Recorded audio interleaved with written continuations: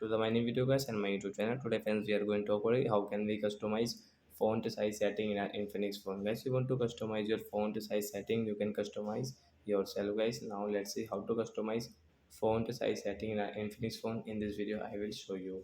So first of all guys, open your phone setting. So for first of all guys, we will on phone setting and guys scroll. Friends, you can see display and brightness setting. Friends, tap here. Let's click on your font size setting.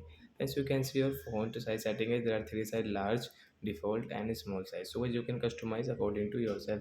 You want small size, you want default size, you want large size. So you can customize from here. So example, we'll click on the small size. So as you can see your font small size setting like that guys. You can customize your font size according to yourself. So guys, that's it. Thanks for watching the video guys. We will meet on next video guys with new topic. Before going, please go and like the video, subscribe the channel. Bye bye friends, thanks for watching.